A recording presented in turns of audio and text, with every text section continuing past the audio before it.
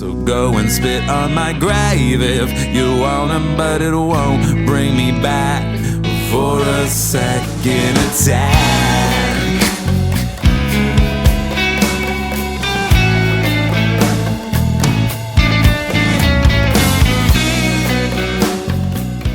Hello there. Today we are going to tackle another song off of Escape Babylon by Slave to Servant. And this song is for sure the odd duck on the record. I mean, there are some odd ones, but this one to me sticks out like a sore thumb. And this was my attempt, being a huge Nirvana fan. If you look at Nirvana's album Nevermind, for instance, they have a song like this. Well, there are some songs that definitely stick out on the record. There's definitely a variety of genre bending and whatnot. But to me, the song that sticks out the most on Nevermind is Territorial Pissings, because that song is super fast and it comes out of nowhere. Really, that fast drum roll at the beginning by Dave Grohl, you know, that's something, that's an energy that I wanted to capture on this record, because there's a lot of songs with grooves and kind of in a certain pocket to a degree. I just wanted one that was like the punk song on the record, and that's this one. However, with this song, while the speed and tempo could be comparable to a band like Nirvana, the musicality is nothing like it, and the intro to the song is a testament to that. I think that the intro is very slow surf rock, jazzy, hints of Faith No More and 311, but then the song becomes a punk song on the second half of the song, and it takes on a new shape. So anyway, that all being said, this song was recorded in 2 sessions, one for the slower part, which I'm going to refer to as the intro, in which I only play one progression the entire time rhythmically, and you play one lead guitar hook. With that all being said, I just want to walk you through, this is the progression that I'm playing for half the song, if not more than half the song, and it goes like this.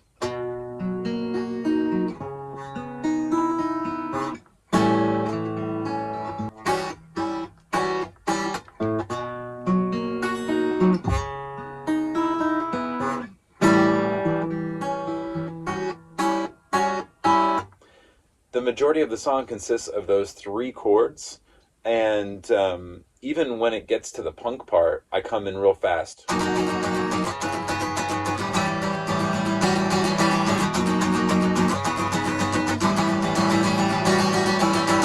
So anyway, that all being said, I will let you know when there is a final change later in the song, and I will give you the timestamps for everything as we go.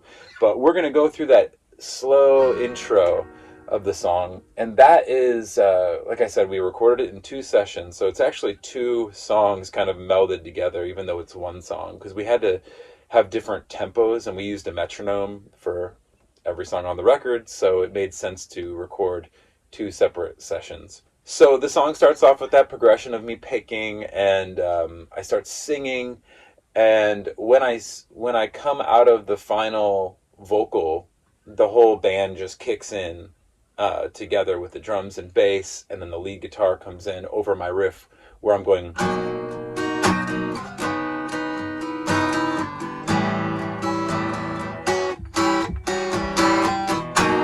So what you're going to be doing is this lead guitar hook, we'll call it. So we're going to play this really slowly. It goes like this.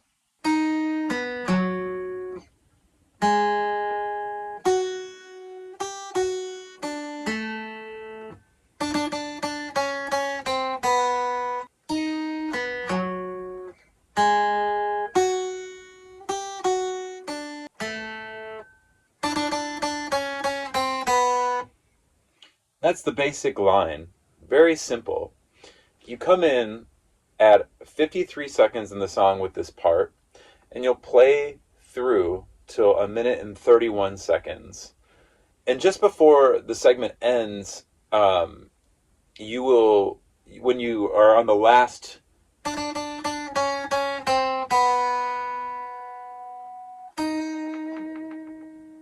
you end on this note right here. And this note right here, this is the note that you would have come to anyway, because you would have started with that to start the lead guitar hook for the intro anyways. So, that all being said, let's break down the positionings of your fingers and what frets and strings that you are playing on. So the way that I play this lead guitar hook is I put my middle finger on the 4th fret of the B string. Then I put my pointer finger on the 4th fret of the G string. And then I put my middle finger back up on the 4th fret of the D string. So those first 3 notes that you're hitting are all on the same fret, all on the 4th fret. You're just working your way up. So if you were to play it like a chord, it would be like this. The next note that I go to after that is I will put my pointer finger on the 1st fret of the G string. Then I will place my middle finger on the 2nd fret of the high E string. And then my ring finger will move to the 3rd fret of the high E string. And then I will let my ring finger off of the 3rd fret to play what I had just played with my middle finger on the 2nd fret of the high E string again. So then I will place my ring finger on the 3rd fret of the B string, and my middle finger will move up to the 2nd fret of the G string. And then for the final little wrap here, we will bring our ring finger down to the 3rd fret of the B string. And that's the one that you play the most times. Da da da da. 1, 2, 3, 4. Like that. And you'll walk just down half steps. Your ring finger is on that 3rd fret of the B string, and you're going to stay on the B string. You're going to just move, your middle finger will be now on the 2nd fret of the B string. And I think you hit that twice. Yep. You will then put your pointer finger on the 1st fret of the B string for 1 hit. And then you will hit the B string open. And that's kind of the end of the whole cycle that you just keep repeating. So those are the individual notes. There are 13 notes. However, as I mentioned before, on the final time, you'll kind of cycle back up, because you're basically going to end on the very first note that you played at the end. And it'll be like you're starting a new progression, but you're just going to hit that first note 1 time and let it ring out before the punk guitar comes in. And that will be with your middle finger on the 4th fret of the B string. So yeah, that's the whole cycle, so that you know note by note what you're playing and how many strums on each note. So now I will just go ahead and go through it another time, real slow. So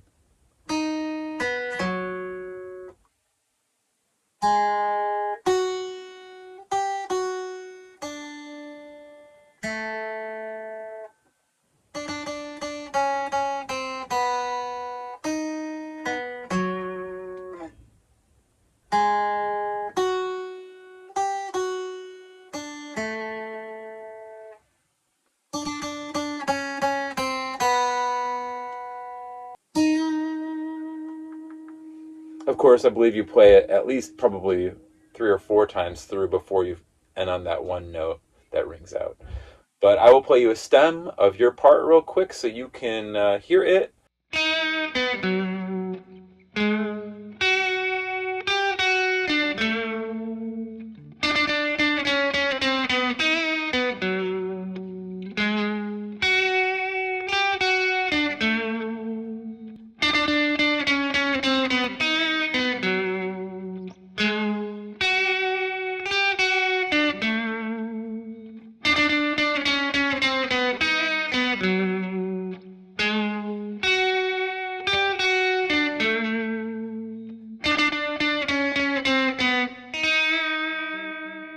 And again, that lead guitar hook on the intro, you will come in at 53 seconds and end at about 1 minute and 31 seconds before the punk rock guitar comes in.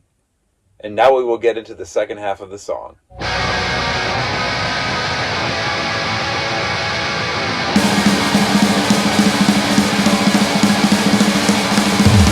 Spit on my grave if you want to, but it won't bring me back for a second attack. You can say I'm a saint if you want to, but it won't do much good to help you sleep at night. Hell tight against my will. Continue choking hit for hit. I love you still. I've seen this kind of thing about a million times.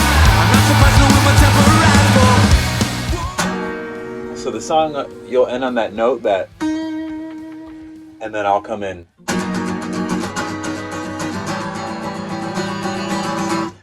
And as that part comes in, the drum roll will come on in, and when the song kicks into high gear with the whole band, you'll come in with your secondary guitar part, which we'll just call this the first lead lower triads of the song.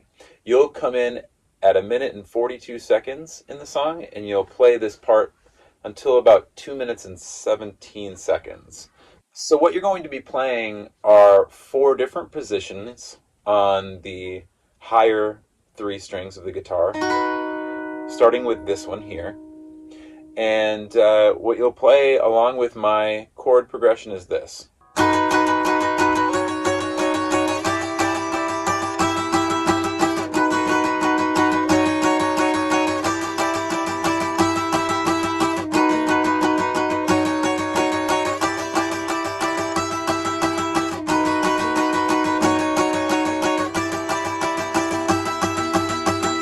And that's all you're going to play, are those 4 positionings.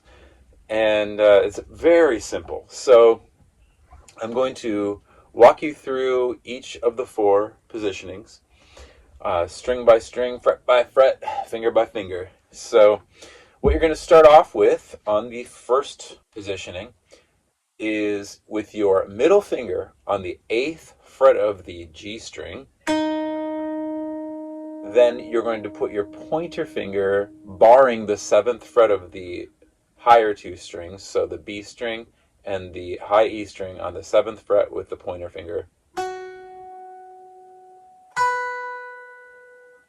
So there's your first position. And then what you're going to do is you're going to keep that position, but you're going to add your ring finger to the 9th fret on the high E string. So the other 2 strings are the same. The middle finger is on the 8th fret of the G string, the pointer finger is on the 7th fret of the B string, and then the ring finger is on the 9th fret of the high E string. Now that you have this little triad going on here, you're just going to continue for the 3rd progression. You're just going to slide it up 1 fret higher so that it's the exact same position with your middle finger on the 9th fret of the G string. Your pointer finger is on the 8th fret of the B string. And then your ring finger is on the 10th fret of the high E string. So it sounds like this. And then for this final 4th position, it kind of does a similar thing that it did before, with the pinky being the only modification in the triad. So the pinky moves to the 12th fret. So your middle finger is on the 9th fret of the G string.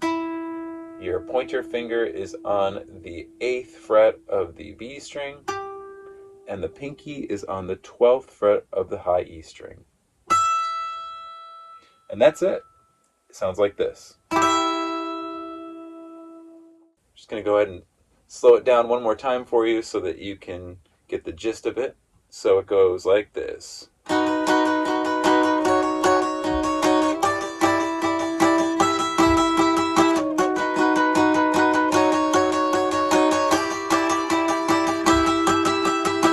And And then it'll obviously be way faster because I'm playing a much quicker speed there on the rhythm, songs at a higher tempo, and it'll be probably more close to this.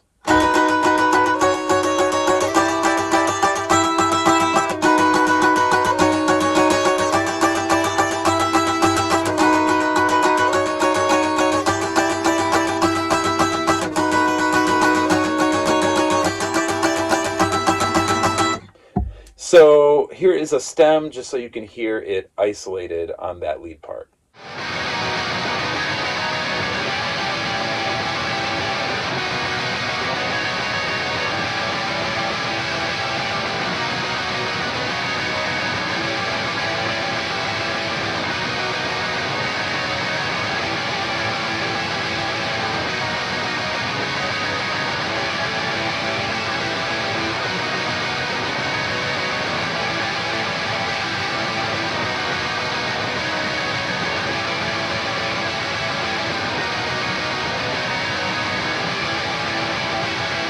And again, you'll be playing that part from 1 minute and 42 seconds till 2 minutes and 17 seconds in the song.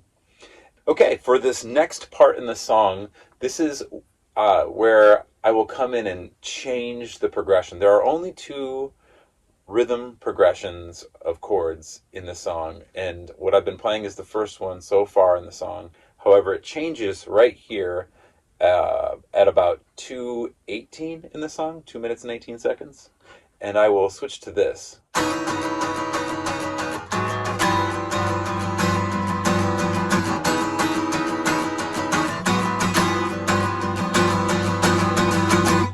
So I'm playing those 3 chords just over and over and over. There is a part where it gets choppy that I'll be covering on the next segment of this video. But before we get into the choppy part and those changes, we got to do the dissonant lead higher triads. So you'll be higher up on the neck on this part. There are only 2 positionings for this, so this is super simple. You have played much more difficult in some of the other videos than what you're about to play here. And I think they're relatively the same position that slide back and forth. I think they're identical as far as the number of steps apart and everything on the frets. So the part that we're playing here, I'm going to slow it down, but all you're going to be playing is this.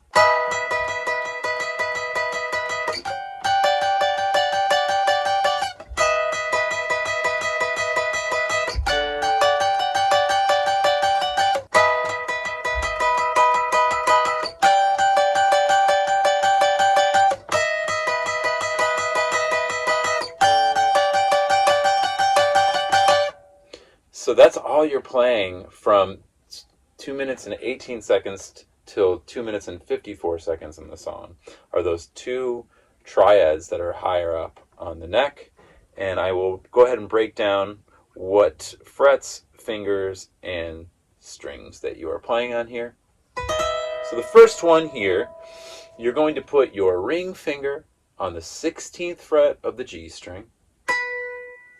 Then you're going to put your pinky finger on the 16th fret of the B string. And then your pointer finger will end up on the 12th fret of the high E string. And it will sound like this. So there's your first one. And then you're basically just going to slide up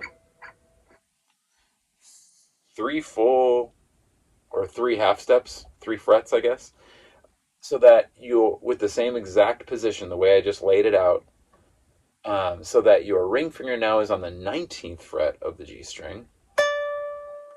Your pinky finger is on the 19th fret of the B string. And your pointer finger is on the 15th fret of the high E string. And that sounds like this.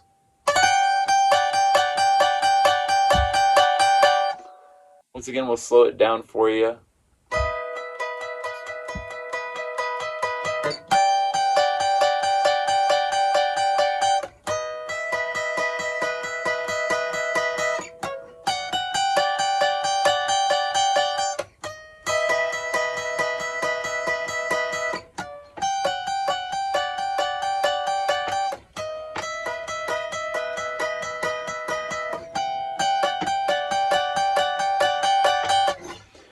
and we'll play a stem of that really quickly for you as well.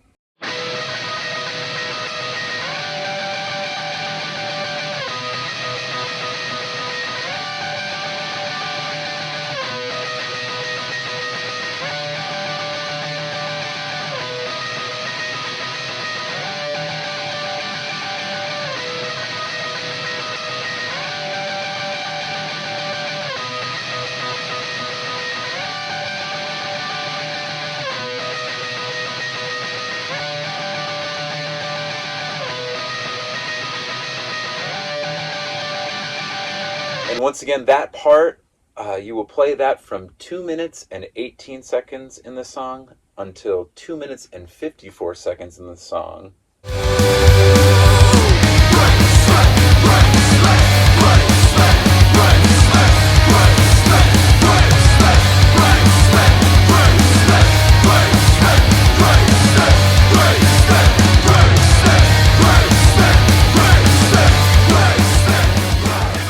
And then this next part right here begins at about 2:55 in the song, and I'm going to call this part the lead octave riff. This is where I'm playing that same progression that I showed you earlier, but I'm doing it more choppy. It's like this.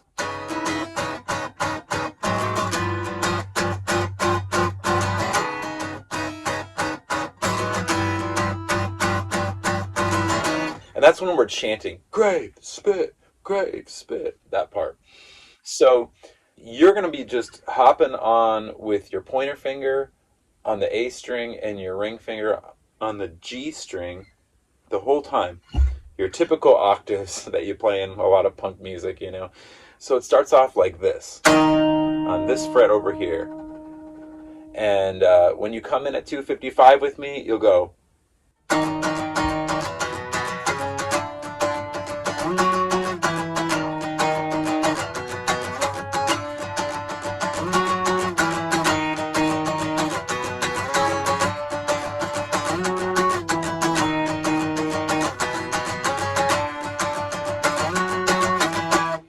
From 2:55 in the song till 3:12 in the song, that's all you play, is just that the whole time until we break into Kenny's solo, which again, I don't know how to play Kenny's solo, but I will play footage of him in the studio and at his home kind of writing the part and playing it. We'll talk a little bit more about that after I break down the octaves here for you on the frets and strings. So your first octave that you'll be playing is with your pointer finger on the 6th fret of the A string, and your ring finger will be on the 8th fret of the G string, like so. Your second octave position will have your pointer on the 2nd fret of the A string, and your ring finger will be on the 4th fret of the G string, like so. Then your third octave position will leave your pointer finger on the 4th fret of the A string and your ring finger on the 6th fret of the G string, like that. And then your fourth position will have your pointer finger on the 5th fret of the A string, and your ring finger will be on the 7th fret of the G string, like so. Then your 5th octave position, you will slide up with your pointer finger on the 9th fret of the A string, and your ring finger on the 11th fret of the G string, like so. And then your 6th and final octave position will bring your pointer finger onto the 7th fret of the A string and your ring finger onto the 9th fret of the G string, like this. So that is your entire lead octave riff for the song, and I will just demonstrate it kind of slowly this time for you. It goes like this.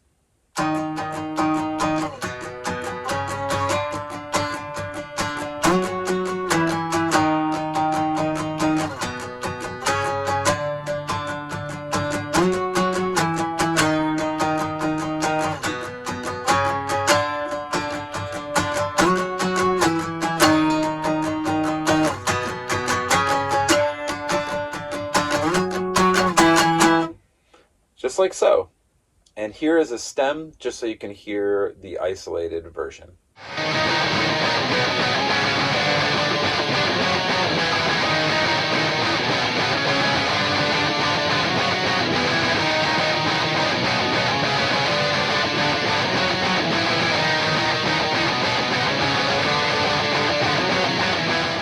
And as I said before, this part, you will play it from 2 minutes and 55 seconds until 3 minutes and 12 seconds. And that concludes every single part that I've written for Gravespit that I played on. However, the song does have one more portion, which is, as I've said on numerous videos, it is beyond my pay grade. Some of the stuff that Kenny pulled out of his Rolodex there, wow, just amazing. So what I will do here is this solo here starts at 3 minutes and 13 seconds and goes until the end of the song, essentially. He really infused a lot of different subgenres into this solo, and it's pretty rad. And then he also, at the final line of the song, it goes something like da na na na na na na na na na na. Like I just butchered his solo, but whatever he did, he ended up overdubbing that last line that you hear in the solo that ends the song. So there are two guitars kind of harmonizing on that part. A little studio magic there, but I love that. Anyhow, what I'm going to do is I'm just going to play you whatever footage I have. I think I may have some studio footage. If not, what you'll get is just him playing the studio at his apartment when we were kind of tracking it. Actually, I think we did. We tracked it.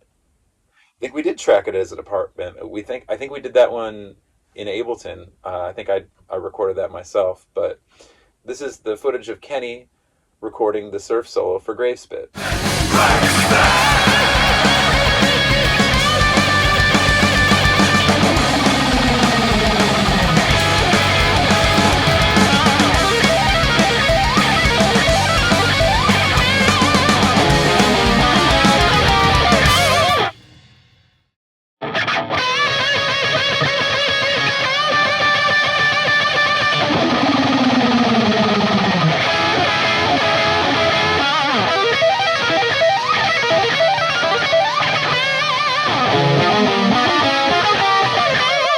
Okay, I hope that helps. I hope it does some justice to his part. Maybe you can figure out some of it if you want to. It's a pretty rad solo. One of my favorite ones on the record, definitely. I didn't mention this at the beginning of the video, and I should mention this, but at the beginning of the song, at the beginning of the punk part of the song, when the drums start rolling, you know, on the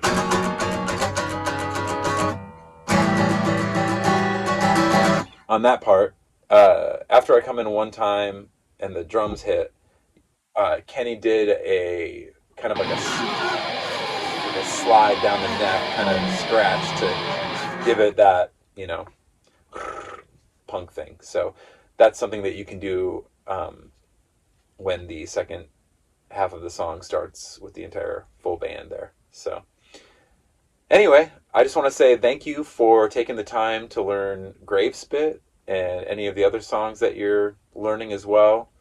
I will be recording another tutorial soon, and just thank you again for your time.